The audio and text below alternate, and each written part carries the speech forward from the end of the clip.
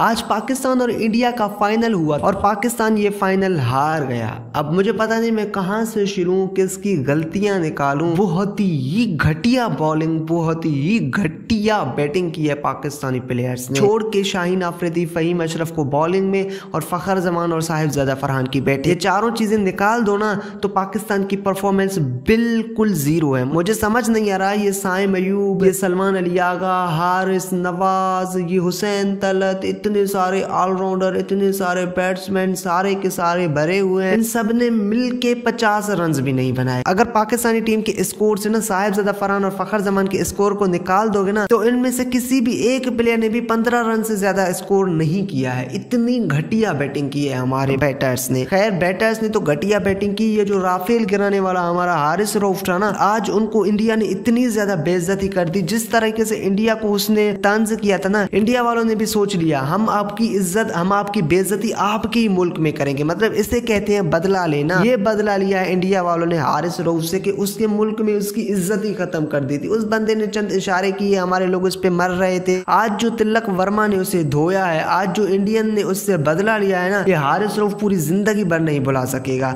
ये हारिस रऊफ पहली बार इस तरीके से कुट नहीं खा रहा। ये हारिस रऊफ पहली बार पाकिस्तान को मैच नहीं हरवा रहा है, ये हिस्ट्री में करता आ रहा है। ये तो 10 रन थे जो कि 4 बॉल में इसने कंप्लीट करवा दिए। आगे भी इंडियन का बैट्समैन था। 2024 के वर्ल्ड कप उठा के देख लो, 17 रन बचे थे लास्ट ओवर। उनका रेलू कट्ठा बैट्समैन था यूएसए का, उसने इससे 16 रन ले लिए थे। इसको लेवल हो गया था भाई। ये हारिस रऊफ पहली बार नहीं करवा रहा है। इतनी ज्यादा बार मैं पाकिस्तानियों को कह चुका हूँ कि हारिस रऊफ ऐसा बॉलर नहीं है जिसको आप लास्ट ओवर देंगे ये आपको मैच जितवाएगा। अगर 25-26 रन भी हो ना तो भी हारिस रऊफ को हमें बॉल नहीं देनी चाहिए। पता नहीं क्यों उन्हें मेरी बात समझ में नहीं आ रही। जब ये हारिस रऊफ 13th ओवर करवाने आया था तो उस वक्त जब इसने कुट खाई, उन्हें रिदम दे दिया इंडियंस को, वो इंडियन बेचारे सहम गए थे, डर गए थे, वो खेल ही नहीं रहे थे, कोई छक्का वक्का नहीं मार रहे थे अबरार और साइम अयूब को। जब ये बॉलिंग में आया, इसको 2 चौके लगे, 1 छक्का लगा, फिर इंडियंस को रिदम मिल गया, फिर उनको कॉन्फिडेंस मिल गई। उसके बाद उन्होंने मैच को जीतने की तरफ गए थे। अगर यही ओवर वो हुसैन तलत को करवाते, क्योंकि पहले ओवर में हारिस रऊफ ने इतनी ज्यादा कुट खाई थी, उसके बाद आप लोगों से दूसरी ओवर दे देते। अगर उसमें भी वो कुट खाता था तो वो 2 ओवर बचते थे, वो हुसैन तलत को दे देते। पिछले मैच में श्रीलंका के अगेंस्ट हुसैन तलत ने कितनी विकेटें ली थी? 2 विकेटें ली थी। आज हमने उस बंदे को ओवर ही नहीं दी। ये हमारी कैप्टेंसी। मुझे लग तो नहीं रहा था कि ये एशिया कप जीतेंगे,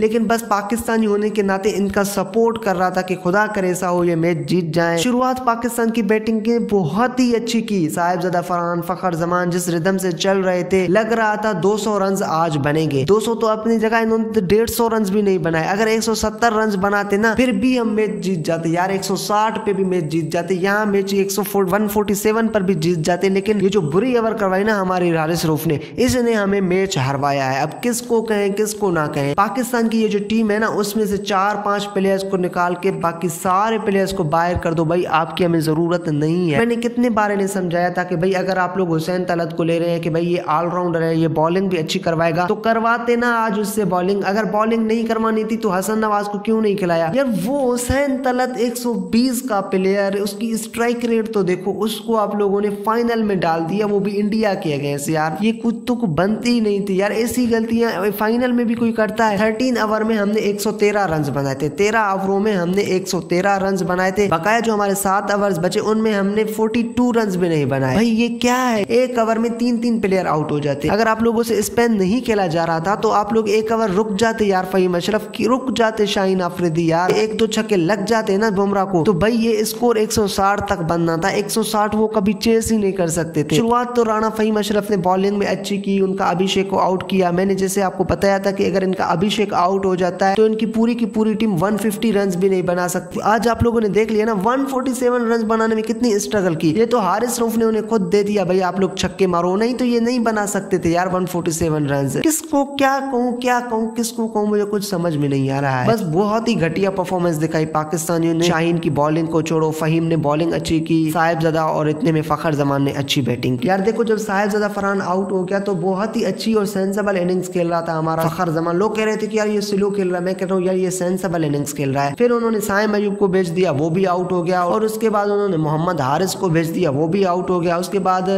सलमान अली आगा आया, उसने टुक टुक की, बल्ले से रन नहीं आ रहे थे तो भाई इसको मजबूरन फखर जमान को रिस्क लेना पड़ा, 1 छक्का मार के दूसरे बॉल में आउट हो गया। अगर फखर जमान 4-5 ओवर और खड़ा रहता तो भाई ये स्कोर और भी ज्यादा बन सकता था यार। अगर आखिर में मिडिल ऑर्डर्स ने 20-30 रन का कोई पार्टनरशिप बना लिया होता ना तो आज हम मैच जीत जाते। फाइनल में आके इतनी ज्यादा बेइज्जती करवा। सो मुझे लग रहा है 4-5 प्लेयर्स की हमें तब्दीली की जरूरत है, क्योंकि आगे हमारा साउथ अफ्रीका के अगेंस्ट सीरीज होना है, उसमें तो हमारे तब्दीलियों की जरूरत है ही है। सो उम्मीद है आपको वीडियो पसंद आई होगी। अगर नहीं आई है भी तो डिसलाइक कर देना। मिलते हैं अगले किसी नई और वीडियो में, तब तक के लिए अल्लाह हाफिज।